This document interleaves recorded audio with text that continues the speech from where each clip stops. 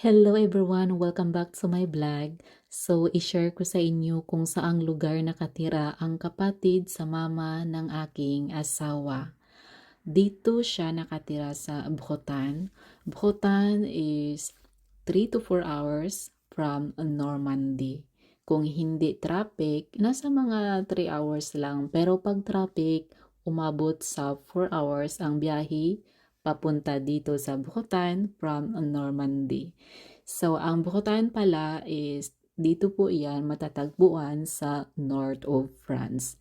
Pati na yung Normandy, dito po yan sa north of France. Ang Normandy pala ay pangalan siya sa lugar kung saan kami nakatira dito sa France. So, ano nga ba ang story sa aking video? Guys, ang video na ito is last year pa ito. So, bakit nga ba ngayon ko lang in-upload? Dahil pinag-isipan ko pang mabuti kung i-upload ko ba siya or hindi. Dahil may mga mukha dito sa kapatid ng mama ng aking asawa at merong ding mukha sa cousin ng aking asawa. Kaya pinag-isipan ko kung i-upload ko ba siya or hindi. Pumunta kami dito sa Bhutan para makipagkita sa family ng aking abiyanan na matagal na ding hindi sila nagkita simula nung pinanganak niya ang aking asawa. Kaya iyan ang reason kung bakit pumunta kami dito. Ang babae na nakita niyo dito sa aking video, pinsan po yan ng aking asawa at matagal na po kaming nagkakilala nung hindi pa ako pumunta dito sa France. So pagkatapos naming mag-meeting doon sa restaurant at syempre kumain din kami doon sa restaurant. Ano bang gagawin sa restaurant? Syempre kumain at mag-usap-usap. So pagkatapos doon, pumunta kami dito sa dagat. Yan guys, pag park namin sa sasakyan, marami akong mga prutas na nakita. Alam nyo, medyo mahal ito bilhin sa groceryhan. Pero dito, tingnan nyo, ang dami, walang kumukuha. Pero kung sa atin yan ay nakuubos na hindi abutan ng isang araw, so ipakilala ko sa inyo yung mga tao na nakita nyo dito sa aking video. Yung nasa unahan, biyanan ko. Yung ikapangalawa, pinsan ng aking asawa. Yung ikapangatlo, asawa ko. Ikapang-apat, kapatid ng aking biyanan. Guys, yung ibang tao na mini-meet up namin dito is hindi ko sinali dito sa aking video dahil iniiwasan ko lang kasi hindi lahat ng tao ay mahilig sa social media.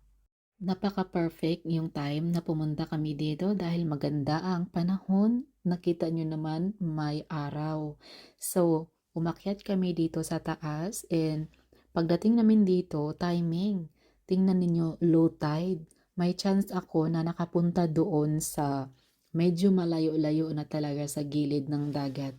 So, dito marami akong mga nakikitang mga, hindi ko alam ano yung Tagalog sa tahong. Basta tahong lang alam ko sa Bisaya. Aywan ko kung same lang ba sa Tagalog. So guys, ang tahong no ay na-delete na ko. Pero na-upload na ko ni siya sa una dito sa akong reels sa isa kong FB na naka-close na ngayon. Kung meron lang akong kamera, siguro may mga videos ako na magaganda na sinishare dito. Kaya lang, nung pumunta kami dito sa Bhutan, wala pa akong kamera. So, okay lang, at least, meron pa akong remembrance. So, ayun na guys, tingnan ninyo yung mga kasama ko. Ang layo-layo nila. So, hinayaan ko yung asawa ko at saka yung pinsan ko na mag-usap sila dahil matagal na po silang hindi nagkita. So ako naman naglalakad dito na mag-isa lang. Habang naglalakad ako, marami akong mga maliliit na shells na nakikita dito. Hindi pa pwedeng kunin dahil bawal. At saka hindi naman yan masarap kainin dahil maliliit pa lang sila. So dito ko nakikita ang mga itong maliliit na shells. At saka yung sinabi ko na tahong na hindi ko alam kung ano yun sa Tagalog ang tahong. So, kinibitang gagmay sa atua pa nino, lami kay ni siya gataan. Pero sa pagkakaroon no, bawal pag na siya kuhaon. Sayang yung mga videos sa tahong na-delete ko kasi full storage na ang aking cellphone. So, kailangan kong mag-delete. Pero yung napili ko na na-delete yung mga videos sa tahong. Pero okay lang. So guys, alam nyo, feeling ko nasa underwater ako kasi nahawakan ko itong hindi ko alam anong tawag dyan. Basta alam nyo na yan. Nasa malayo na kami sa gilid ng dagat kaya may chance ako na nakapunta dito. Habang nanood kayo dito sa aking video, mag-share ako sa inyo ng konting story about sa apat na tao na nakita nyo dito. So, yung aking biyanan may kapatid na babae. So, dalawa lang sila. And ang kapatid ng aking biyanan may anak na isang babae. Yan yung pinsan ng aking asawa na nakita nyo dito sa aking video. Ang aking biyanan naman, may isang anak na lalaki, yan yung aking napangasawa. So yung aking biyanan at ang kapatid ng aking biyanan, wala na po silang asawa. Hindi ko na i-share sa inyo kung ano ang mga reason kasi personal na po siya. Pagkatapos naming bumisita sa dagat, kinabukasan pinasyal kami sa kapatid ng aking biyanan. Pero tatlo lang kaming pumunta dito. Ako, asawa ko at saka kapatid ng aking biyanan.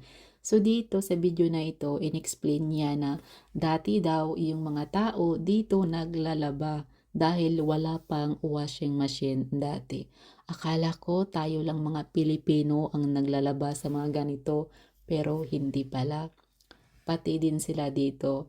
Dati pa yon. Pero ngayon, mga tao dito, nako, may mga washing machine na wala kang makikitang mga tao na naglalaba dito. Sa totoo lang, ako lang naman ang gustong pumunta dito sa forest dahil nakita ko ito sa Facebook na in-upload ng kapatid ng aking biyanan. So, tinanong ko siya na saan ba yung forest na pinuntahan mo? At sabi niya sa akin, huwag kang mag-alala, ipasyal kita doon. Kaya pumunta kami dito kasama ang aking asawa. Kaming tatlo lang. Napakasimpleng lugar lang yung pinuntahan namin pero masayang masaya ako kasi nakarating ako dito. At syempre kung hindi dahil sa aking asawa, hindi rin ako makarating sa lugar na ito.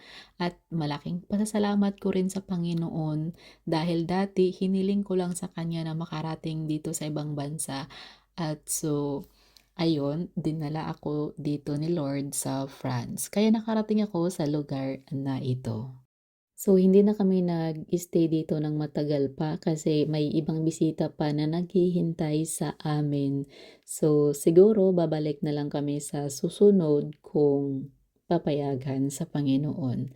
Siyempre, ang Panginoon lang naman ang laging may alam sa buhay natin. So, hanggang dito na lang ang aking videos and ciao guys! See you next time!